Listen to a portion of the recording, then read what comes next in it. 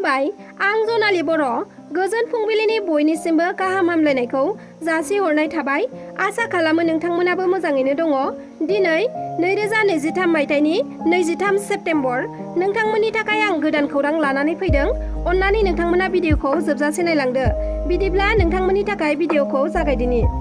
आसामनि लाख लाख अरुणोदय आसनि मोनगिरि आइजोफोरनि थाखाय मोनसे गोजोनथाव खौरां। रायजोनि लाख लाख आइजोफोरा अरुणोदय आसनिनि दारै आसाम सरकारनिफ्राय साफ्रोमबो दानफायाव 1250 रां मोननो हायो।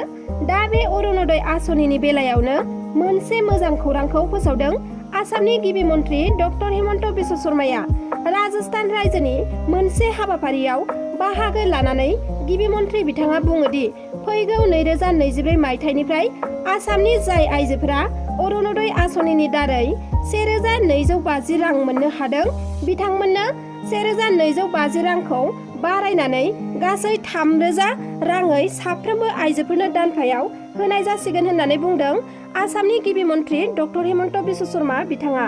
हाबा जानाय बिसि फिसाया नांज्लायना बिसिया बिमा बिफानि न'आव खारना थाहैनायनि थाखाय फिसाया गावनि जिउखौ गावनो फोजोबना लादों।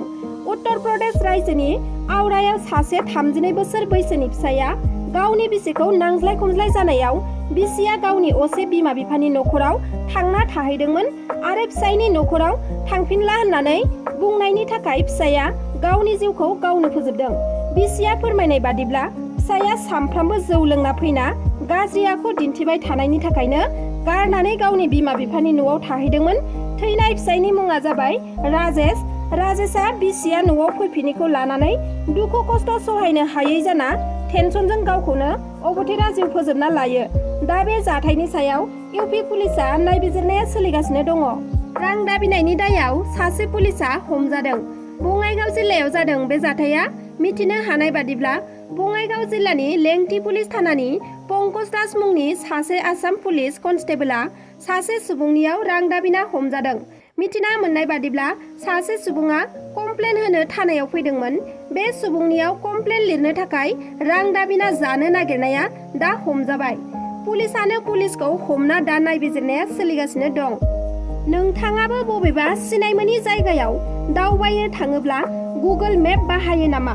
गुगोल मेप बाहायोब्ला नोंथाङा दानिफ्रायनो सांग्रां जा। नोंथांनि जिउआबो माब्लाबाफोर गुगोल मेपनि थाखायनो खैफोद गोनां जानो हागौ। बेबादिनो गुगोल मेप बाहायना नर्थ केर'लिनायाव मोनसे गिथावना जाथाय जादों।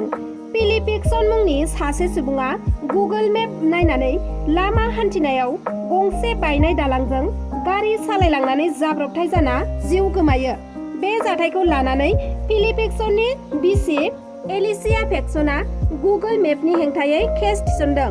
खौरां बिजोंनिफ्राय मिथिना मोननाय बादिब्ला दालां बायनायनि खौरांखौ मिथिनायनि उनावबो गुगोल मेपआव आपडेट खालामनायखौ मोननो हायाखै, जायनि थाखाय फिलिपेक्सनआ बे दालां बायनायजों थांनानै गावनि जिउखौ अबथिरायै खोमानानै लानांगौ जादों।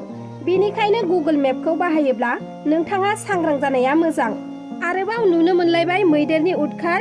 बे खेबाव हाग्रानि मासे मैदेरा 9 बोसोर जानाय सासे गथ'खौ गाग्लोबना गोब्राब जोखोम खालामदों। थांनाय 21 सेप्तेम्बर खालारखालि मोनाबिलिनि 5 रिंगासो समाव क'क्राझार जिल्लानि सिङाव थानाय उल्टापानि गराय बाजारनिफ्राय गावनि न' फारसे थांबाय थानाय समावनो 11 नं रायद'नि लामायाव मासे मैदेरा गाग्लोबो।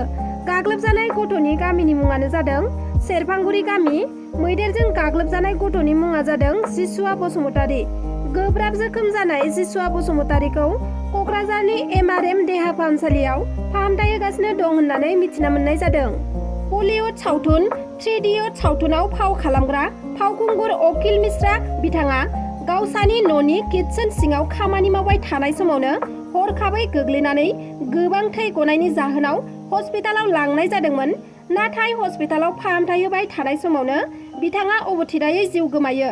बिथांनि बैसोआ 67 बोसोर बैसोनिमोन आरो हायद्राबादाव सावथुननि खामानि मावबाय थानाय समावनो बे दुखुनांथाव जाथाया जादों। दिनैनि खौराङा बेखिनियानोमोन। नोंथांमोना जुदि आंनि चेनेलखौ साबस्क्राइब खालामाखैब्ला अन्नानै साबस्क्राइब खालामनानै लादो, जाहाथे आंनि गोदान गोदान भिडिअ एंगारोब्ला नोंथांमोनाव सौहैनो हानाय बादि। लोगोसे लाइक, शेयार, कमेन्ट खालामनो दाबाव। गोजोन्थों।